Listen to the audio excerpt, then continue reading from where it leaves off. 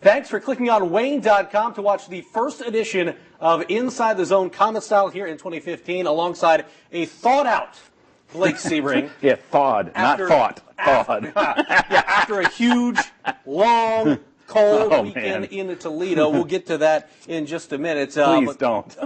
Maybe we'll skip it. But the Komets, unlike the weather, absolutely on fire to start the season. Yeah. We're talking 50 points already in the year.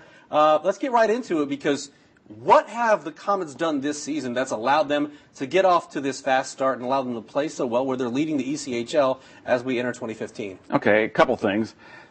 They built this roster differently. If you compare man-to-man this roster to last year's roster from the first half, on paper you'd probably take the last year's roster. But this year there's a maturity on the team. There's more guys that are married. There's a couple guys that are fathers. Almost everybody's a college graduate. They've all got some mileage under their belts, and you can see it. And in the locker room and on the ice, it makes a big difference.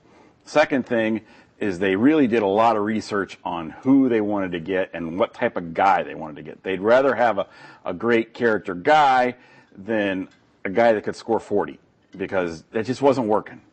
And they also got the affiliation. But the interesting thing to me about this affiliation, if you look at it over the first 32 games, it hasn't been about the affiliation. Mm-hmm. It's been about the guys they brought in. Now, the guys on the affiliation have contributed very well, but except for the one stretch there where Mitch Hurd was going nuts, they haven't really carried the team, but they haven't had to either, because everybody's playing together, stepping up. And the fourth thing is the evolution of Gary Graham as coach. He has done some more maturing. He's handled things differently this year. He's just evolved.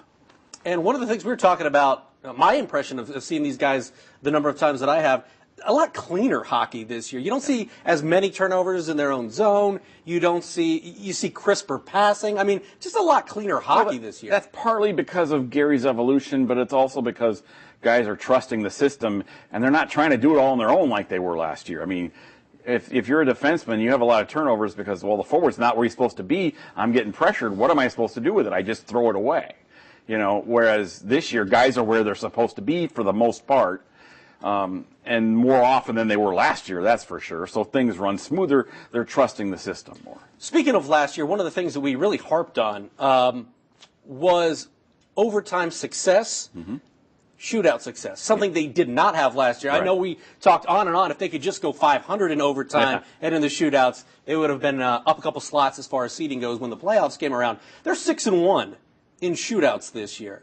They've been fantastic. How have they been able to kind of flip the script from one year to the other, and what is the key to having the success when you get into an overtime or in a shootout? Well, one thing, this is a good example of Gary's evolution. Instead of making shootouts a chore in practice, they're fun. I mean, these guys actually enjoy the shootouts in practice because there's so much yakking going on and teasing and, you know, this guy, you know, when they're shooting, they've got guys yelling at them and stuff. I mean, it's fun to watch. It's fun to participate in for them. So it's not a negative. It's all positive energy going into it. And Stidlowski, I think he's 500 now. He's got 3 out of 6. He goes first. He scores. If he doesn't score, 5 scores is the next guy. And then Pistilli, you've got 3 really, really good shootout guys right there. So usually you've got 1 or 2 goals right there and it's over, because the goalies have been so outstanding against them. But they actually are making shootouts fun in practice. And so when they get into the shootout, they have confidence. It's positive energy. It's not like, oh, crap, we just gave up the lead, and now we got to go do a shootout, which was last year all the darn time. This year, they actually look forward to the shootouts. You mentioned a couple names that you could mention in the MVP race as far as the Komets go this year. But I know Pat Nagel's had a great season. Who would be the one guy, if you had to pick a team MVP at this point in the year, that you'd have to hand it to? Well, the interesting thing about this year, Glenn, is that this year you do have many candidates. Last year you had 2 or 3, and it was like, okay, well, this guy's hot now, but this guy's hot later. This year, they've been pretty consistent. It's been Stidlowski and Nagel who've been the most consistent because the other guys have been gone. They've been called up or hurt or whatever, but they've all produced. But it's got to be Nagel. It has to be Nagel. It's not even close. It has to be Nagel. He's 16-4-1, and early on, when the defense was really struggling to figure things out, he was still good. He keeps them in games that maybe they should lose. He keeps them in games enough to give them a chance to figure it out and then come back. And he's been fantastic in the shootouts. Well, we got the All-Star game coming up. No, that's a joke. Later in this month. It's a joke. Down in Orlando. It shouldn't be called an All-Star game. Well, okay. But who are the guys that you think are going to be getting the call from the Komets? Well, it doesn't matter who I think because it's not an All-Star game. I would pick the All-Stars. It should be Sidlowski, James Martin, and Pat Nagel. But they aren't prospects, per se. So they'll call prospects. And I would think they might call Garrett Mears. They're going to call the younger guys who are still prospects. Right. I don't know why they call it an All-Star game. It really ticks me off. Yeah. Because it's not an All-Star game. Well, in minor league baseball, you'll see the prospects game or Right. the futures Call it a game, prospects game. futures game or something like that. Don't lie to people, and that's what they're doing with it. They lie to people about it. Well, one of the interesting things certainly that happened this past week was the game in Toledo. I know you enjoyed it and also frustrated by it. I think that's probably a good way I to was frustrated describe it. by the behind-the-scenes stuff. The stuff out front, I totally understood why they canceled Saturday. I totally don't understand why they didn't cancel it 3 hours earlier. I mean, I walked in at 3 o'clock Saturday, and the first thing I said is, how are they going to play with wearing visors in this? Because it was raining that hard, and you couldn't see it. Okay, so then they go out for the warm-ups. They have 2 or 3 guys break their skate blades. Well, that's right there. You can't play.